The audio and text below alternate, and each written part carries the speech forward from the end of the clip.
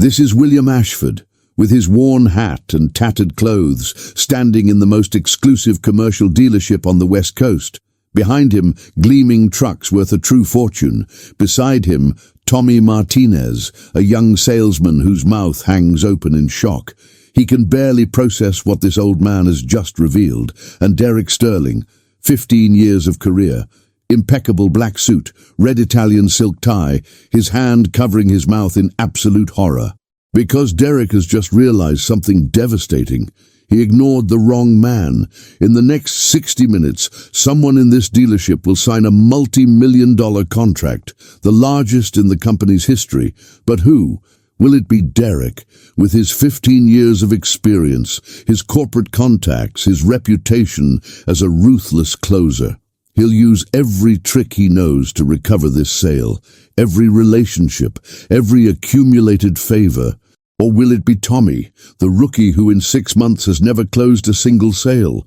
The kid his colleagues call Tommy Zero behind his back. The salesman everyone has already written off as a failure? And this man in the hat, who is he really? Why is he dressed like this? And why on earth did he choose this dealership for what's about to happen? Because one thing I can guarantee, when the sun sets today, one of these men will be a millionaire, and another will have lost absolutely everything. I am the butler billionaire, and these are stories you should never hear.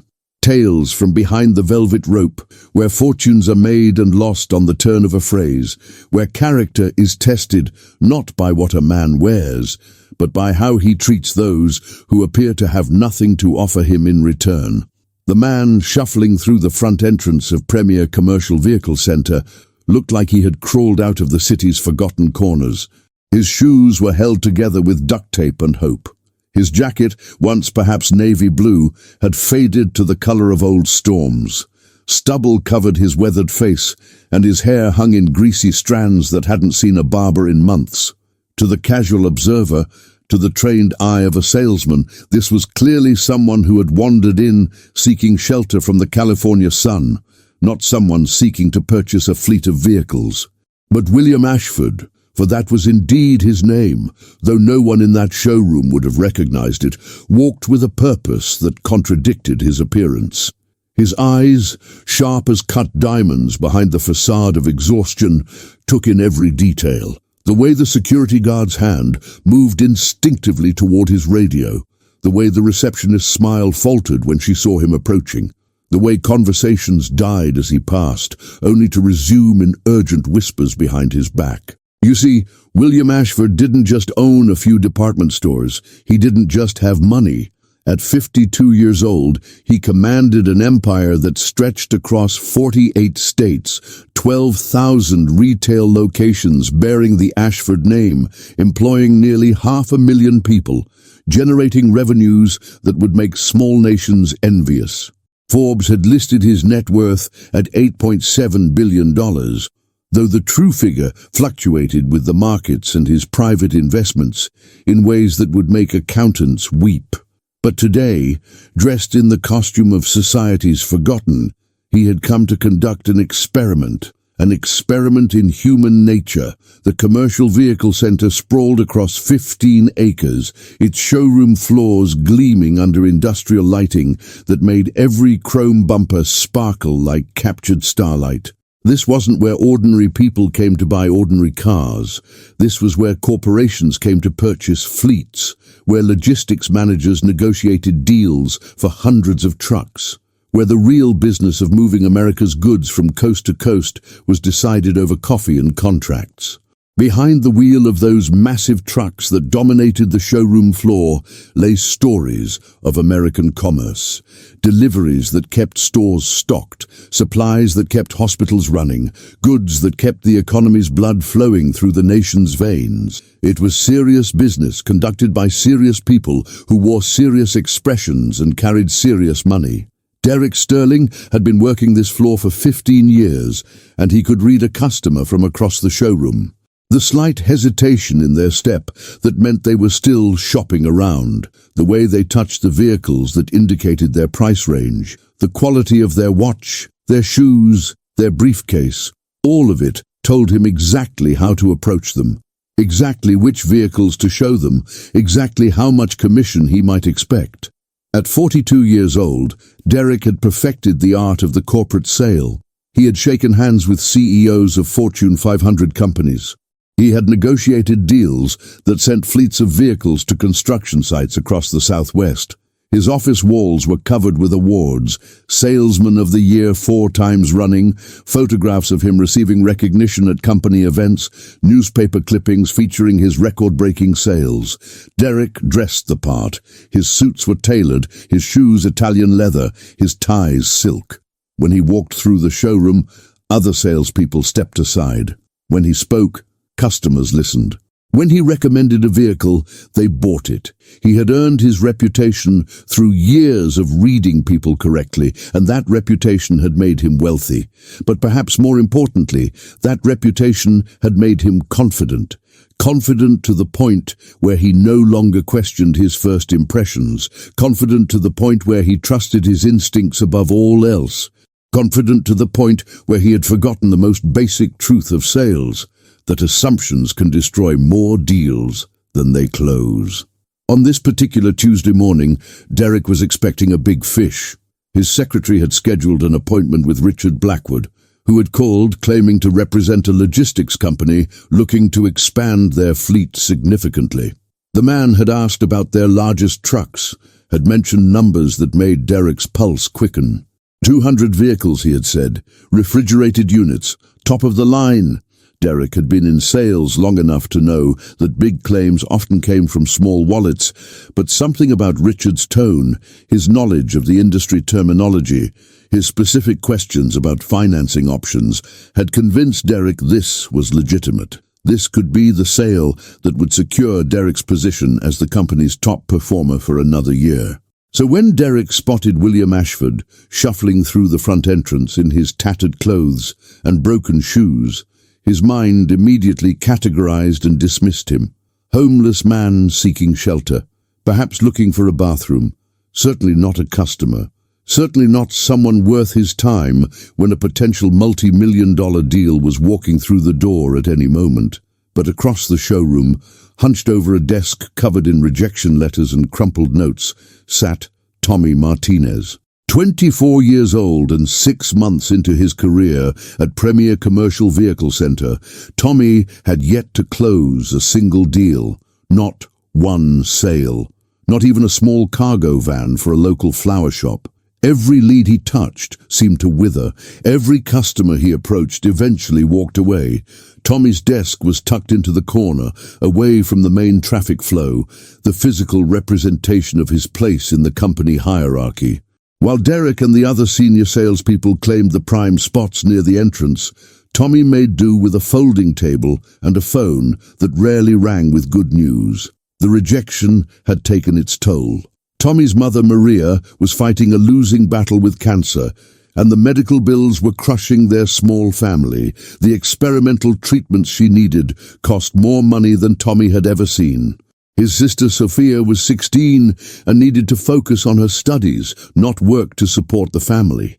Everything depended on Tommy making this job work, but success seemed as distant as the stars. Tommy wasn't built like Derek. He didn't have the swagger, the confidence, the natural ability to command a room. He was thin where Derek was broad, quiet where Derek was loud, hesitant where Derek was certain. The other salespeople called him Tommy Zero behind his back, a reference to his sales record that cut deeper than they probably intended. But Tommy had something that Derek had lost somewhere along his climb to success. Tommy had empathy. He had the ability to see people, really see them, not as potential commissions or obstacles to his success, but as human beings with their own stories, their own struggles, their own dignity. So when William Ashford entered the showroom in his homeless disguise, while Derek was mentally calculating his future commission from the mysterious Richard Blackwood, Tommy looked up from his pile of rejection letters and saw something different. He saw an older man who looked tired and alone. He saw someone who probably needed nothing more than a moment of human kindness. The morning light streaming through the showroom's floor-to-ceiling windows caught the dust motes dancing in the air, creating an almost ethereal atmosphere as these three men, the billionaire in disguise, the arrogant expert, and the struggling novice, moved toward their collision with destiny. Derek was reviewing his notes for the Blackwood meeting when his phone buzzed. His secretary's voice came through the speaker with the kind of excitement that made his heart rate spike. "Mr. Sterling, Mr. Blackwood is here for his appointment." Derek straightened his tie and walked toward the entrance, his practiced smile already forming. Richard Blackwood was exactly what Derek had hoped to see, impeccably dressed in a charcoal grey suit that probably cost more than most people made in a month. His shoes were polished to a mirror shine. His watch caught the light in a way that suggested serious money, and he carried himself with the kind of confidence that came from signing large checks without hesitation. "Mr. Blackwood," Derek said, extending his hand. "Derek Sterling, I'm so pleased you could make it in today." Richard's handshake was firm, his smile practiced. "The pleasure is mine. I've heard excellent things about this dealership." What Derek didn't know, what he couldn't have known from appearances alone, was that Richard Blackwood was performing an elaborate charade. The suit was expensive, yes, but it had been purchased on credit cards that were already maxed out. The watch was real, but it would be pawned by the end of the week. The confidence was genuine, but it was the confidence of a man who had perfected the art of living beyond his means. Richard Blackwood was, in truth, a failed entrepreneur whose last 3 businesses had collapsed in spectacular fashion. He owed money to banks, suppliers, and investors across the country. But he had discovered that he could still feel powerful, still feel important, by walking into expensive establishments and pretending to be the successful businessman he had once dreamed of becoming. He would never buy anything, of course. He would waste hours of salespeople's time with detailed questions and test drives and requests for proposals that would never be accepted. But for a few precious hours, he could pretend he was still the man he used to be. Derek, focused entirely on Richard's appearance and demeanor, led him deeper into the showroom. "Let me show you our flagship models," he said. "If you're looking at a fleet of 200 vehicles, I want to make sure you see everything we have to offer." Behind them, unnoticed and forgotten, William Ashford continued his slow walk through the showroom. His appearance was having exactly the effect he had expected. Conversations stopped when he approached. Sales staff found urgent business elsewhere when he looked in their direction. The security guard followed at a discreet distance, ready to intervene if necessary. This wasn't the first time William had conducted this kind of test. Over the years, as his wealth had grown and his position in society had solidified, he had become increasingly interested in the true character of the people he did business with. It was easy to be polite to a billionaire. It was easy to provide excellent service when you knew the customer could afford anything in the store. But how did these same people treat someone who appeared to have nothing? The answer, William had learned, revealed more about a person's character than any background check or reference letter ever could. He had tested restaurants by arriving underdressed and watching how the staff treated him compared to other patrons. He had tested retail stores by seeing whether employees would help a man in work clothes find a product. He had tested banks by walking in dressed as a maintenance worker and observing how long he was ignored. Most failed the test. Most revealed themselves to be exactly what he expected, people whose kindness and professionalism extended only as far as their perception of a customer's wealth. But occasionally, rarely, someone would surprise him. Someone would treat him with the same courtesy they would show anyone else. Someone would demonstrate that their character wasn't dependent on the other person's apparent social status. Those were the people William remembered. Those were the people he found ways to reward. Now, as he wandered through the commercial vehicle center, he was conducting perhaps his most elaborate test yet. This wasn't just about personal service or restaurant etiquette. This was about a business deal worth millions of dollars. The Ashford empire was genuinely in need of a new logistics partner, genuinely planning to purchase a large fleet of refrigerated trucks for their expanding fresh foods division. The question was, would this dealership's treatment of a homeless man disqualify them from earning that business? Tommy Martinez looked up from his desk as the poorly dressed stranger wandered deeper into the showroom.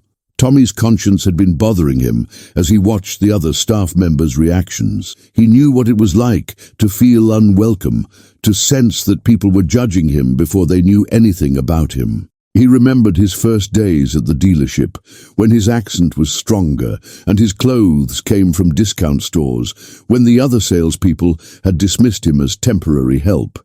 The man in the tattered jacket was now standing near a display of heavy-duty trucks, but his body language suggested he wasn't really looking at the vehicles. He seemed lost, or perhaps he was just seeking a warm place to rest for a few minutes. Tommy glanced around the showroom. Derek was deep in conversation with his well-dressed client, gesturing enthusiastically at a massive refrigerated truck. The other salespeople were either with customers or pointedly busy with paperwork. The security guard was maintaining his watch from across the room. No one was paying attention to Tommy or the homeless man. Tommy stood up from his desk, smoothed his off-the-rack shirt, and walked over to where William was standing. "Good morning, sir," Tommy said quietly. His voice carried none of Derek's practiced confidence, but it was warm and genuine. "Is there anything I can help you with today?" William turned slowly, and Tommy got his first close look at the man's face. Despite the stubble and the weathered appearance, there was something in the man's eyes that didn't match his outward appearance. They were alert, intelligent, almost amused. "I was just looking around," William said, his voice gravelly but articulate. "I hope that's all right." "Of course it's all right," Tommy said. "Would you like to sit down? Can I get you some coffee? Water?" William studied Tommy's face, looking for any sign of condescension or pity. He found neither. Just honest kindness from a young man who seemed genuinely concerned about another person's comfort. "Coffee would be nice," William said, "if it's not too much trouble." "No trouble at all," Tommy replied. "How do you take it?" "Black is fine." Tommy walked to the small break room behind the customer service desk, aware that his colleagues were probably watching and wondering what he was doing. He poured 2 cups of coffee from the machine the staff used. Not the expensive espresso machine reserved for serious customers, but the regular coffee was actually better. When he returned, William was sitting in one of the plastic chairs near the truck display, and Tommy offered him the steaming cup. "Thank you," William said, accepting the coffee with both hands. The warmth felt good against his fingers. "That's very kind." Tommy sat down in the chair beside him. This was against every rule of salesmanship he had been taught. He was supposed to qualify customers, identify their needs, determine their budget, then guide them toward appropriate vehicles. Sitting and drinking coffee with someone who clearly wasn't going to buy anything was a waste of time. But Tommy had wasted so much time already on customers who didn't buy anything that he figured a few more minutes wouldn't hurt his non-existent sales record. "I'm Tommy, by the way," he said. "Tommy Martinez. Nice to meet you, Tommy. I'm Bill Wilson." William had chosen the false name on the spot, something generic and forgettable. He sipped his coffee and continued his study of this young salesman who was treating him like a human being. "So what brings you in today, Bill?" Tommy asked. "Are you interested in any particular type of vehicle?" The question was posed without any expectation of a serious answer. Tommy was just making conversation, the same way he might chat with anyone he met. "Well," William said slowly, "I was thinking about trucks, actually, for a business." Tommy's eyebrows rose slightly. "What kind of business?" "Delivery service. Food service, actually. Would need refrigeration." Despite Bill's appearance, Tommy found himself responding to the conversation as if it were genuine. There was something about the man's voice, his vocabulary, the way he framed his questions, that suggested he knew more about business than his clothes suggested. "Refrigerated trucks are a big investment," Tommy said. "Are you looking at starting small, maybe with 1 or 2 vehicles?" William smiled slightly. Actually, I was thinking bigger than that. Much bigger. Ooh, Tommy studied the man's face. There was something in his expression that didn't match his appearance, a confidence that seemed out of place in someone asking for free coffee. How much bigger? Tommy asked. What if I told you I needed to purchase not one truck, not two trucks, but an entire fleet? Tommy's pulse quickened despite himself. How many would you be looking at? Oh, I don't know. Maybe 100 vehicles to start. Perhaps more depending on the deal. Any reasonable person would have dismissed such a claim from someone dressed like William. Tommy could see his colleagues' faces if he told them he was discussing a 100-truck deal with a homeless man. But something in Bill's demeanor made Tommy want to take the conversation seriously. 100 trucks would be, well, it would be the biggest deal in the dealership's history, Tommy said honestly. Would it really? William seemed genuinely interested in the answer. Mr. Sterling over there? Tommy nodded toward Derek. He holds the record for largest single sale, 40 vehicles to a construction company 2 years ago. 100 trucks would be more than double that. William followed Tommy's gaze to where Derek was still deep in conversation with Richard Blackwood. Derek was now showing Richard detailed specifications on a tablet, pointing out features and benefits with the enthusiasm of someone who could already taste his commission. Tell me about Mr. Sterling, William said. Tommy hesitated. Office politics weren't something he wanted to get involved in, especially not with a stranger. But there was something about Bill that invited honesty. Derek's the best salesman we have, Tommy said diplomatically. He's got more experience than anyone else on the floor. 15 years. He really knows the business. But William sensed there was more to the story. Tommy glanced around to make sure they weren't being overheard. He's very good at reading people, knowing which customers are worth his time and which ones aren't. And which category would I fall into? The question was asked with a slight smile, as if Bill already knew the answer, but wanted to hear Tommy's response. Tommy looked at William's tattered clothes, his unshaven face, his broken shoes. Then he looked at the man's eyes, which were bright with intelligence and something that might have been amusement. Honestly, Derek would probably assume you weren't a serious customer. What about you, Tommy? What do you assume? Tommy was quiet for a long moment, considering his answer. I assume that people are more complicated than they look on the surface. William nodded slowly. That's a wise assumption for someone so young. Not that young, Tommy said. 24. And not that wise, apparently, since I haven't made a single sale since I started working here. How long have you been here? 6 months. I'm probably going to be fired soon if things don't turn around. William could hear the worry in Tommy's voice, the weight of responsibility and fear. What happens if you lose this job? Tommy hesitated again, then decided that honesty had worked so far. My mother is sick. Cancer. The treatments are expensive, and we don't have insurance that covers everything. My sister is in high school, needs to focus on her studies. So it's just me trying to hold everything together. The simple statement carried so much pain that William felt something twist in his chest. Here was a young man facing impossible pressures, trying to support his family while learning a difficult job, and still finding the time and compassion to offer coffee to a stranger. I'm sorry about your mother, William said quietly. Thank you. She's a fighter, though. If I can just figure out how to be successful here, we'll be okay. What makes it difficult? Tommy laughed, but there was no humor in it. Everything. I don't have Derek's confidence. I can't read people the way he can. I don't know all the technical specifications by heart. I'm not good at the closing techniques they teach in sales training. Basically, I don't have any of the skills you need to be successful in this business. But you have other skills. Like what? You're the only person in this entire showroom who offered me coffee.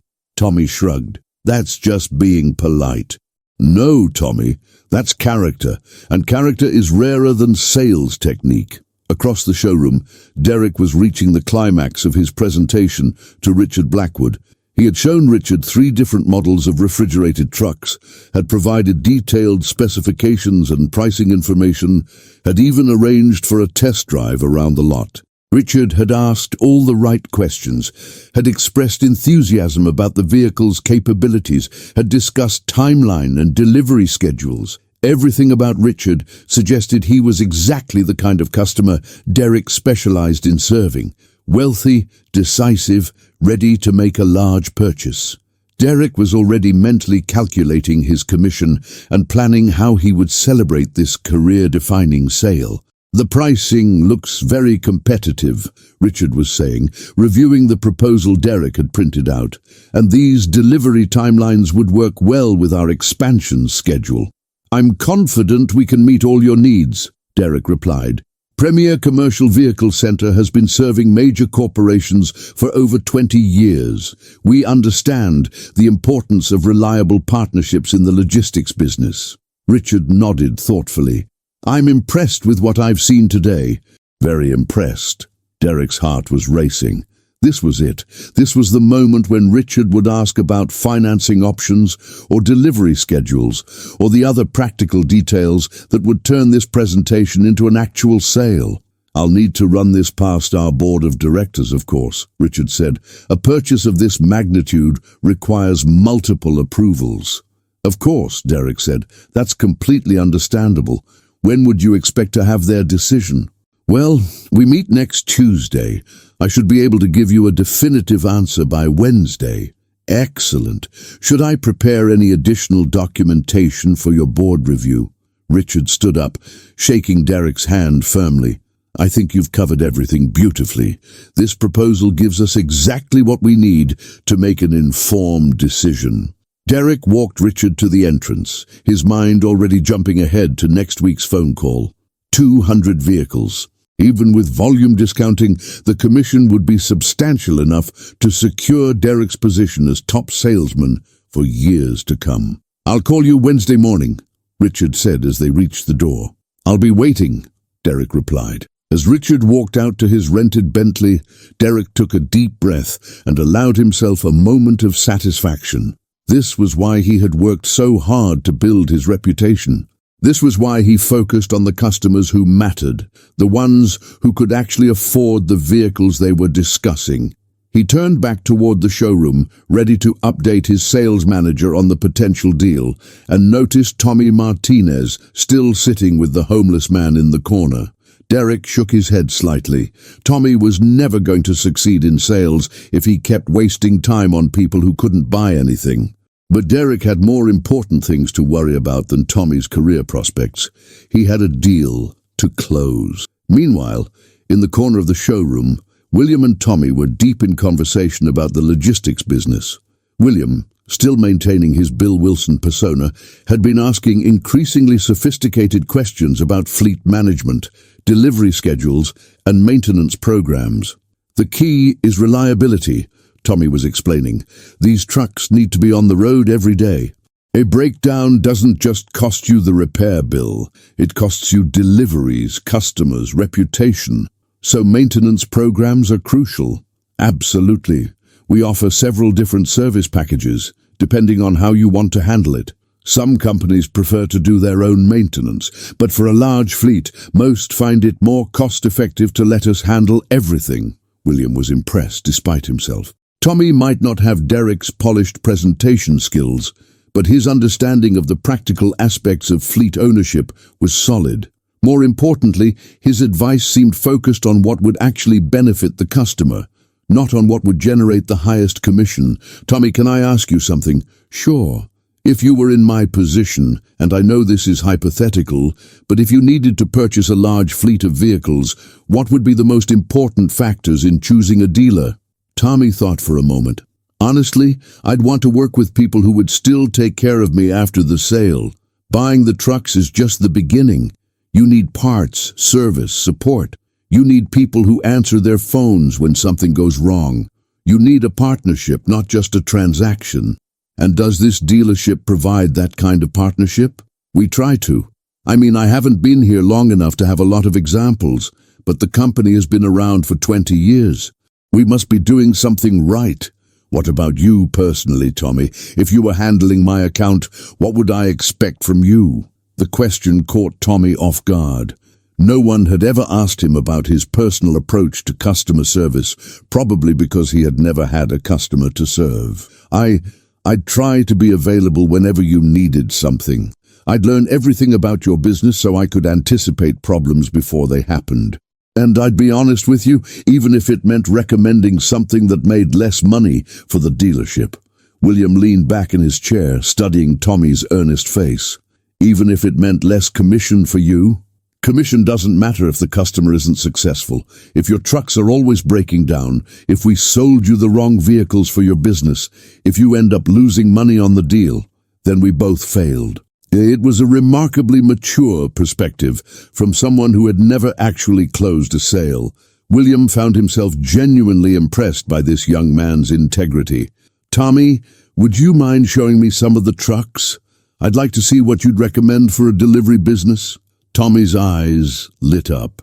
Even if this was just an exercise, even if Bill could never actually afford to purchase anything, it felt good to be asked for his opinion. They stood up and walked toward the main floor, where dozens of commercial vehicles were displayed under the bright showroom lights.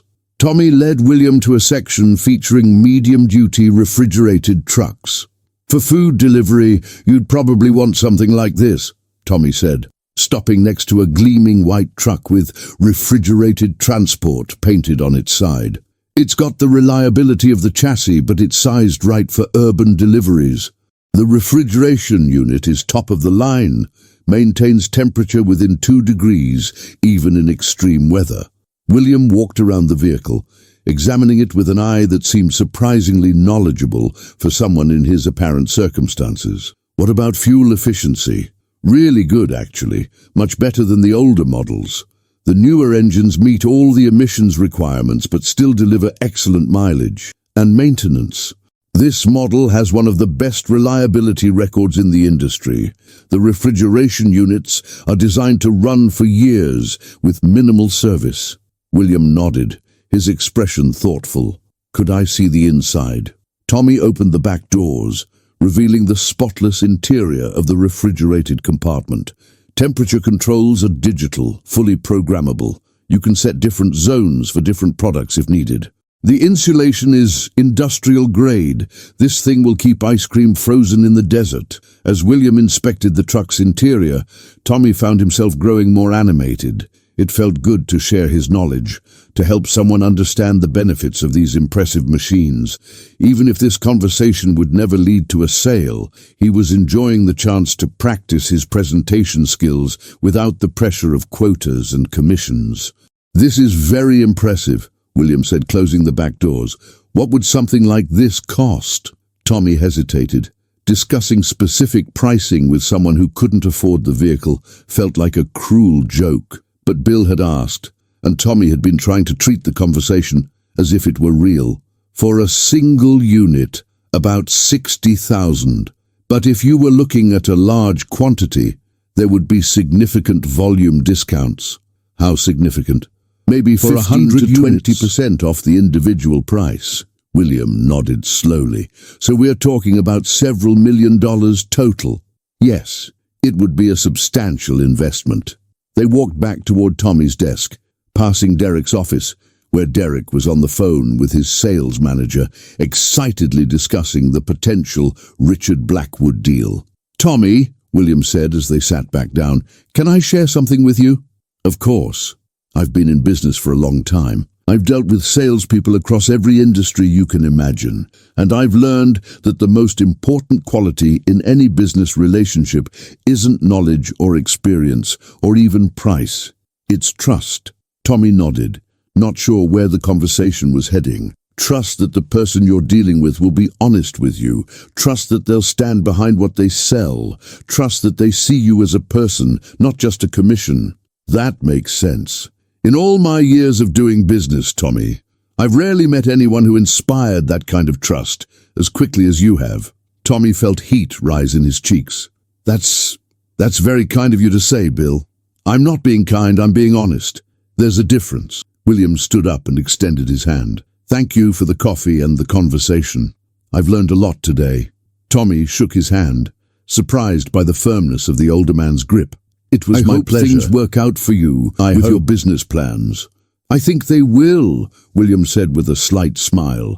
In fact, I'm quite certain they will. As William walked toward the exit, Tommy watched him go with mixed feelings. It had been the most enjoyable customer interaction he'd had since starting at the dealership, but it was also a stark reminder of his situation. He could talk knowledgeably about trucks and business relationships, but at the end of the day, he was still Tommy Zero, the salesman who couldn't close a deal. But across the showroom, something was about to happen that would change everything. William Ashford stopped halfway to the exit and turned around.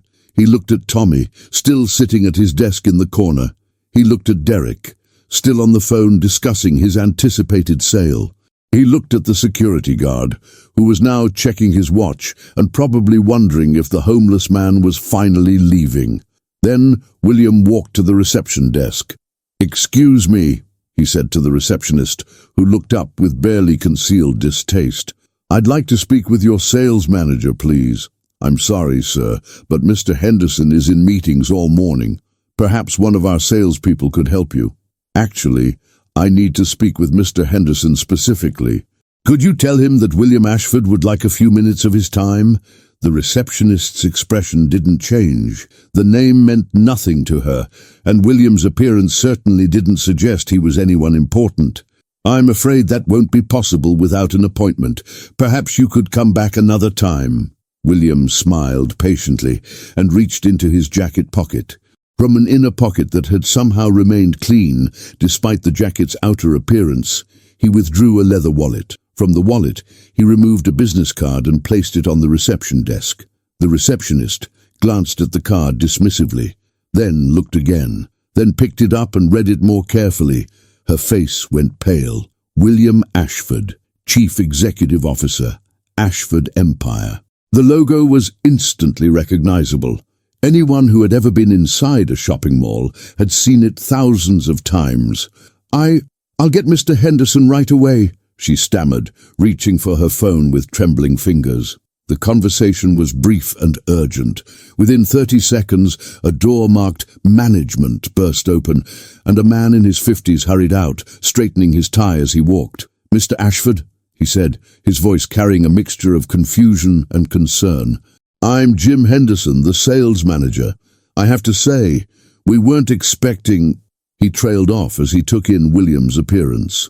The disconnect between the name on the business card and the man standing before him was causing visible cognitive dissonance.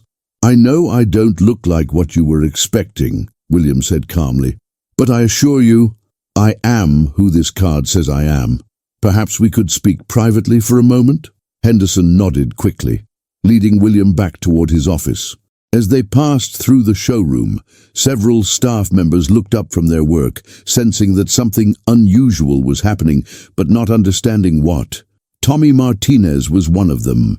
He watched Bill Wilson walking away with the sales manager and felt a strange mixture of confusion and concern. There was something about the way Bill carried himself now, something different from the tired, homeless man who had shuffled in earlier. In Henderson's office, William made himself comfortable in a chair while the sales manager closed the door and activated the blinds for privacy. "Mr. Ashford, I have to ask, is this some kind of test? Are we being filmed for television?" William chuckled. "No cameras, Mr. Henderson. But yes, this was a test. The question is whether your dealership passed or failed." Henderson sat down heavily behind his desk. "I've been in your showroom for 2 hours, dressed as you see me now. I've been observing how your staff treats people who don't appear to be valuable customers." "Oh, God," Henderson whispered, suddenly understanding the implications. "I'm in the market for a significant fleet purchase, 100 refrigerated trucks for the Ashford Empire's new fresh foods division. The contract will be worth several $1 million. Henderson's mouth fell open. "The question," William continued, "is whether this dealership has earned that business through the way it treats all customers, not just the ones who look like they can afford your most expensive vehicles." Henderson was sweating now. "Mr. Ashford, I can assure you that we pride ourselves on professional service for all our customers." "Do you?" William asked quietly. Because in the 2 hours I've been here, only one person has spoken to me. Only one person offered me anything resembling courtesy or respect. Henderson's voice was barely above a whisper. Which salesperson was that? Tommy Martinez. Henderson blinked. Tommy? But he's never closed a sale. He's been with us 6 months and hasn't made his numbers once. And yet he's the only person in your entire establishment who treated me like a human being. The silence in the office. Henderson could feel his career, his reputation, possibly the entire dealership's relationship with one of the country's largest retailers, hanging in the balance.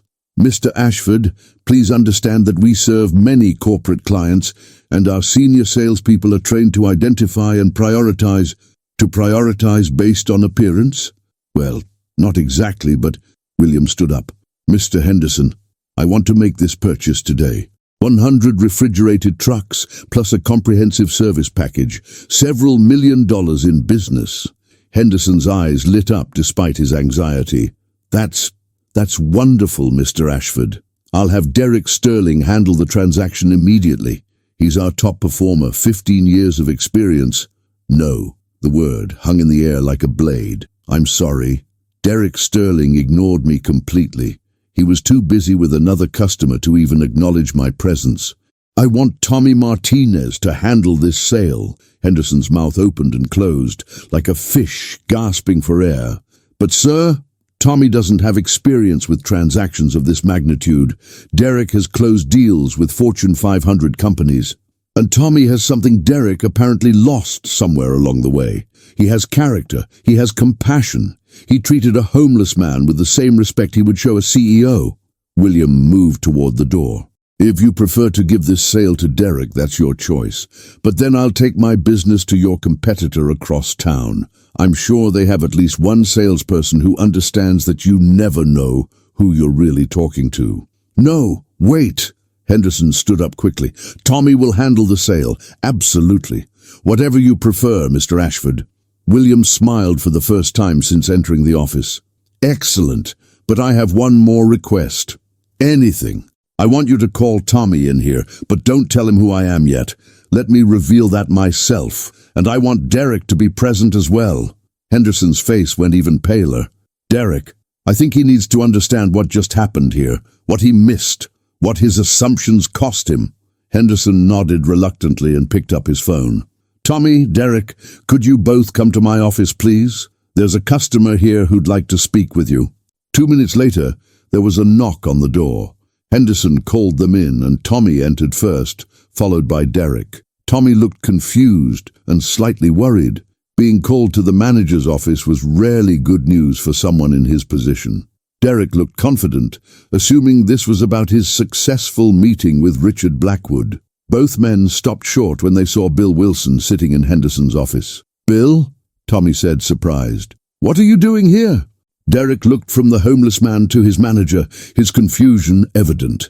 Is there some kind of problem? William stood up slowly, and when he spoke, his voice carried a different tone than it had before, more authoritative, more commanding. Derek, during the time I was in your showroom today, did you speak to me even once? Derek's brow furrowed. I'm sorry, I don't understand the question. Do we know each other? We don't.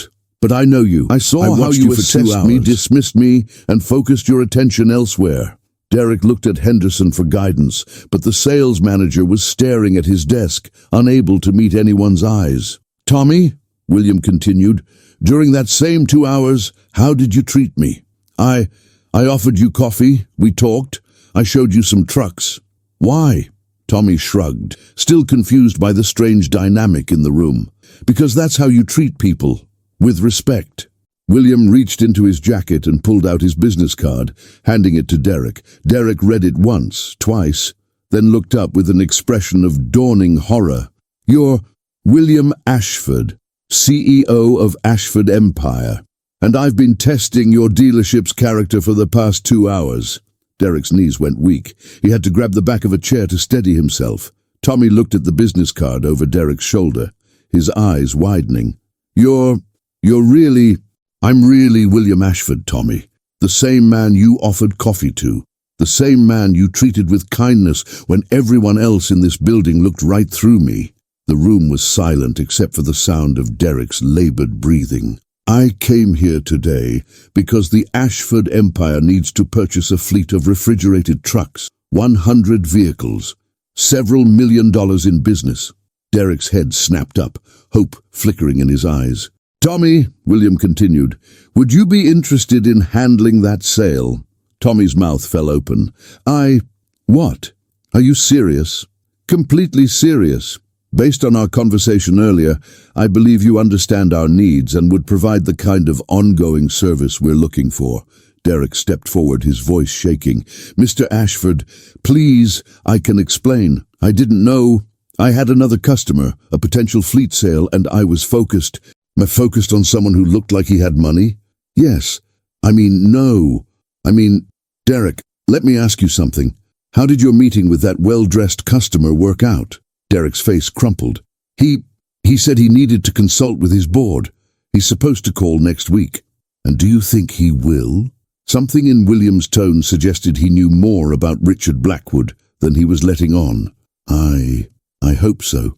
"Derek, the man you spent 3 hours with today will never call you back. He can't afford to buy a bicycle, let alone 200 trucks. He's been playing the same game at dealerships across the city, pretending to be someone he's not, wasting salespeople's time because it makes him feel important." Derek's world was collapsing around him. "How do you know that?" "Because I make it my business to know who's real and who's not in the corporate world. Richard Blackwood is bankrupt, Derek. He has been for 2 years. While you were calculating your commission from a deal that will never happen, Tommy was earning the trust of a customer who could actually write the check." The silence in the room was suffocating.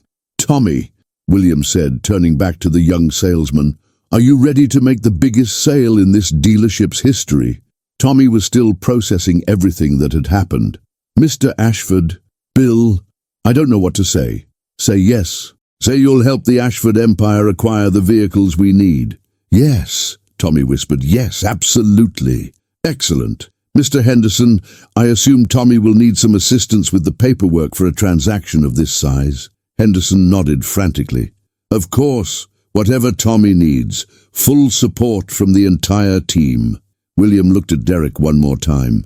"Derek, I want you to understand something. You're not a bad salesman. You're experienced, knowledgeable, professional. But today you learned a lesson that no sales training can teach." Derek managed to lift his eyes to meet William's gaze. "You can't judge a person's worth by their appearance. You can't assume that the most important customer will be the one who looks the most successful.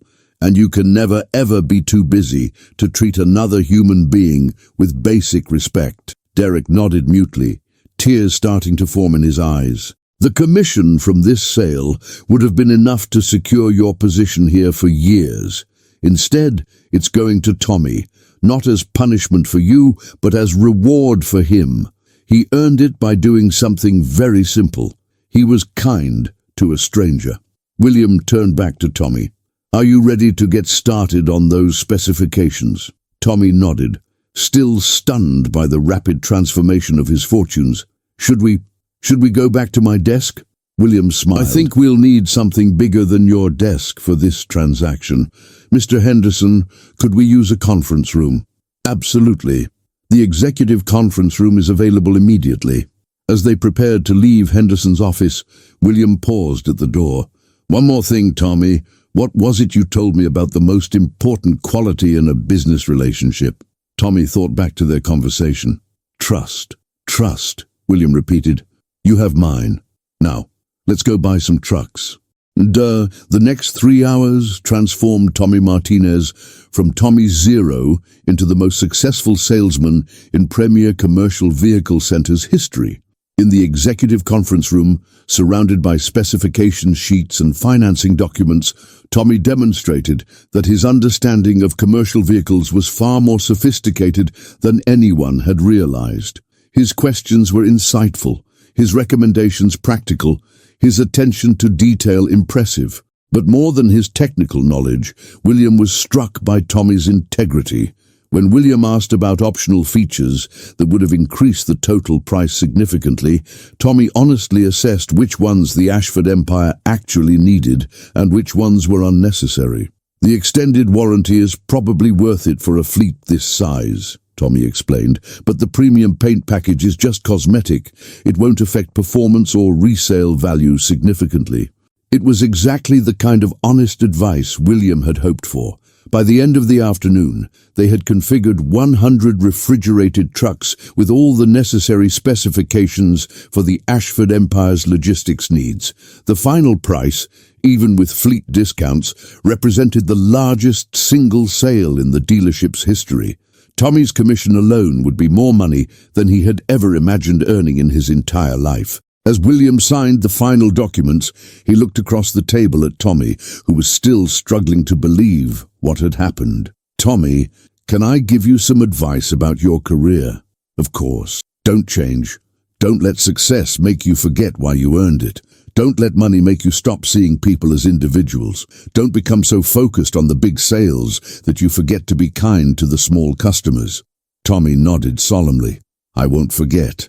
And remember, you didn't get lucky today. You earned this through character, through treating people right, through being the kind of person others want to do business with." The contracts were signed, the financing approved, the delivery scheduled. As they shook hands to conclude the deal, William had one final surprise. "Tommy, the Ashford Empire will need ongoing support for this fleet. Maintenance, parts, service.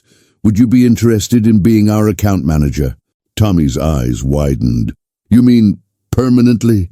"I mean, we'd like to establish a long-term relationship with someone we trust. Someone who puts our needs ahead of their commission. Are you interested?" "Yes, sir. Absolutely." As William prepared to leave, Henderson approached him nervously. "Mr. Ashford, about Derek. He's been with us for 15 years. He made a mistake today, but—" William held up a hand. "That's your decision, Mr. Henderson. I'm not here to dictate your personnel choices, but I will say this. Derek learned something today that might make him a better salesman in the future. The question is whether he takes that lesson to heart." Henderson nodded gratefully. "And, Mr. Henderson, you might want to examine your own assumptions about which employees have the most potential. Sometimes the person struggling in last place just needs the right opportunity to show what they're capable of." As William walked through the showroom toward the exit, he passed Derek's office.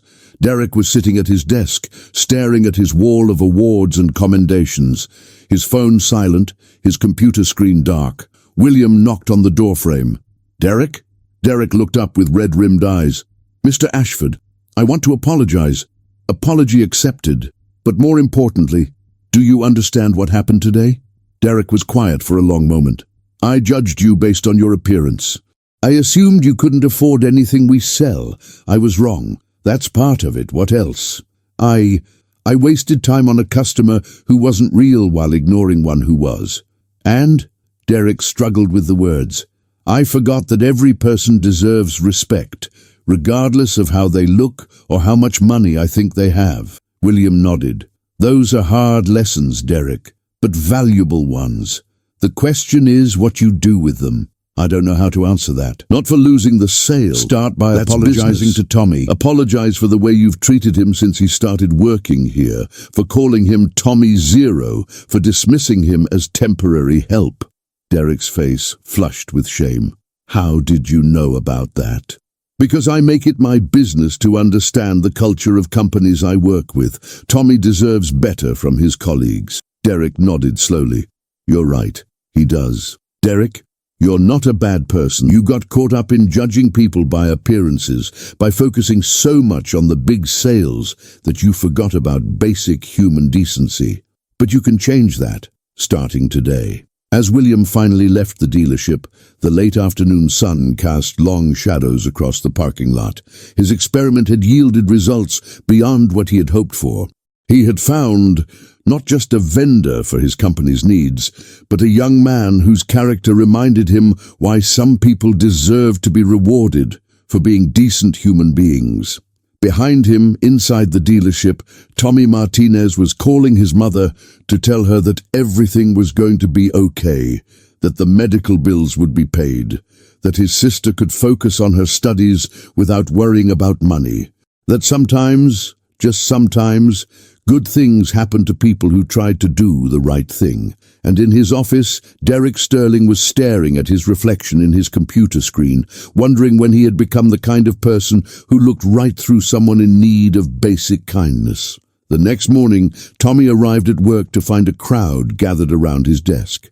Word had spread quickly through the dealership about the record-breaking sale, and everyone wanted to congratulate the quiet young man who had somehow pulled off the impossible. But the most meaningful moment came when Derek approached Tommy's desk, his head down, his usual confidence replaced by humility. "Tommy, can I talk to you for a minute?" Tommy nodded, following Derek to a quiet corner of the showroom. "I owe you an apology," Derek said quietly, "for the way I've treated you since you started here, for the names, the dismissiveness, the assumption that you'd never amount to anything in sales." Tommy was surprised by Derek's sincerity. "Derek, you don't need to." "Yes, I do. I was wrong about you, completely wrong. And yesterday proved that everything I thought I knew about this business was based on the wrong priorities." They shook hands, and Tommy could see that Derek meant what he said. "Derek, can I ask you something?" "Sure. What made you get into sales in the first place?" Derek thought for a moment. "I liked helping people find solutions to their problems. I liked the feeling of matching customers with exactly what they needed." "That's a good reason." "Yeah, but somewhere along the way I forgot about that. I started focusing more on commission than on customers, more on my reputation than on actually helping people." Tommy nodded.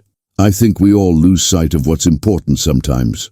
The difference is, you never forgot. Even when you weren't making any sales, even when people were calling you names behind your back, you kept treating every customer like they mattered, because they do matter.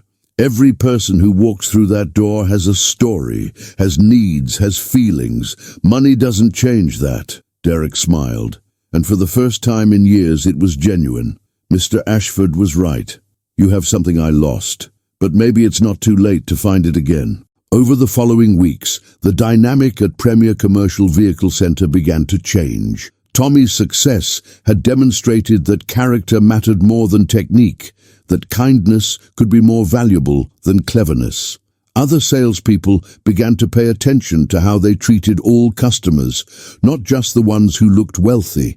Derek, humbled by his experience, began mentoring younger salespeople with a focus on integrity rather than just closing techniques.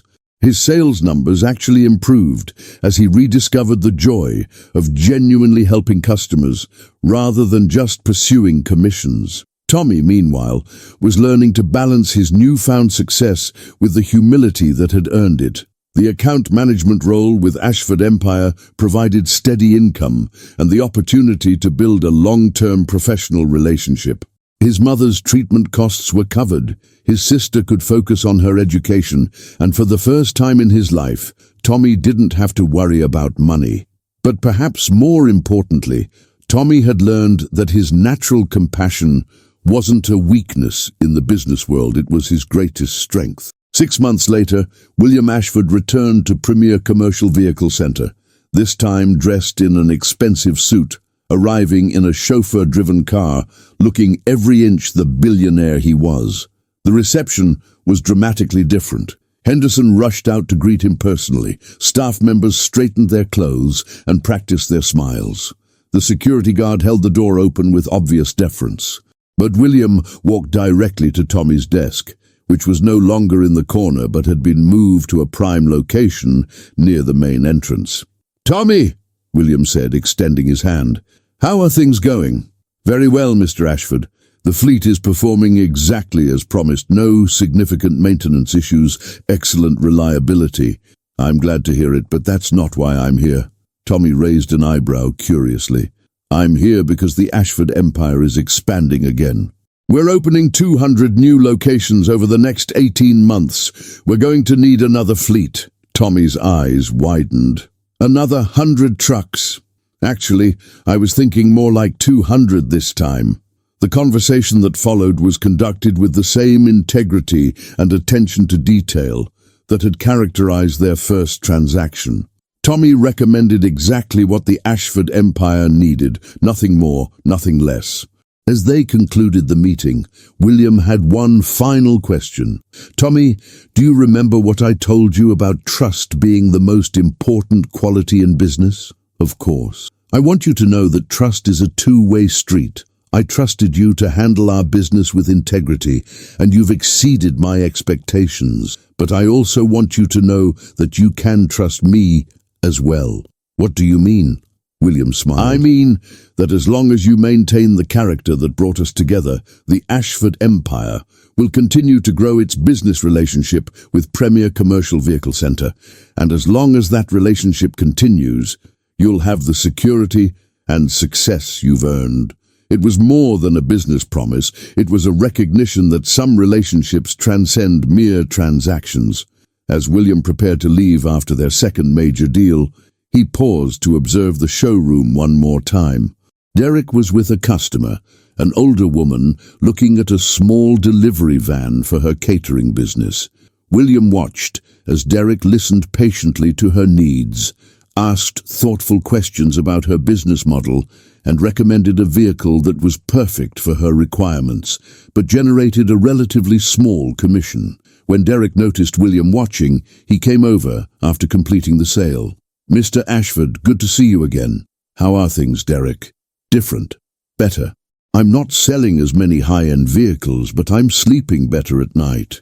Because I'm focused on helping people instead of just making money. Turns out, when you actually care about your customers, they trust you more.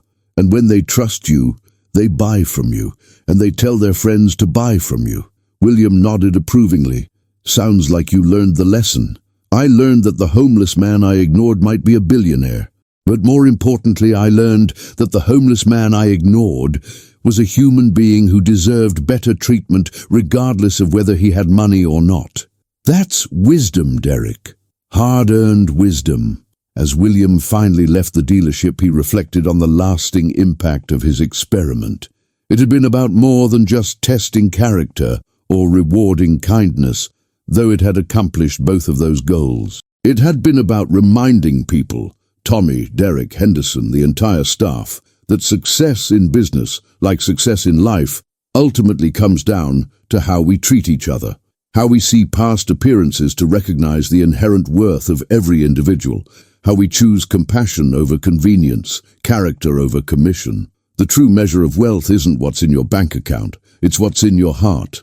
And sometimes, the richest person in the room is the one who treats everyone else like they matter, regardless of their appearance, their circumstances, or their apparent ability to benefit us. In a world where so many judge others by their clothes, their cars, their perceived social status, the rarest luxury of all is genuine human kindness. Tommy Martinez had offered that luxury freely to a stranger, expecting nothing in return. And in doing so, he had earned something far more valuable than money. He had earned the respect and trust of someone who could change his life forever. But perhaps the most important lesson of all was this: Tommy would have been the same kind, compassionate person even if William Ashford had really been homeless Bill Wilson with no money and no power to reward him. The kindness wasn't calculated or strategic. It was authentic.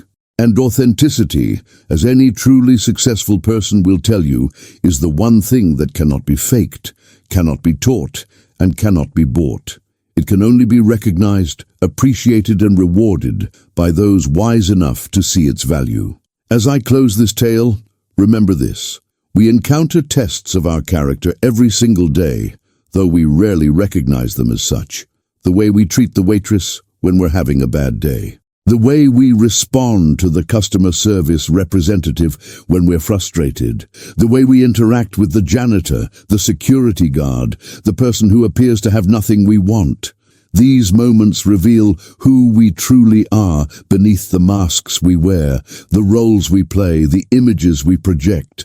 They show whether our kindness is conditional on what others can do for us, or whether it flows from a deeper understanding that every human being possesses inherent dignity and worth. Tommy Martinez treated a homeless man with respect, not because he hoped to gain anything from it, but because that's who he was.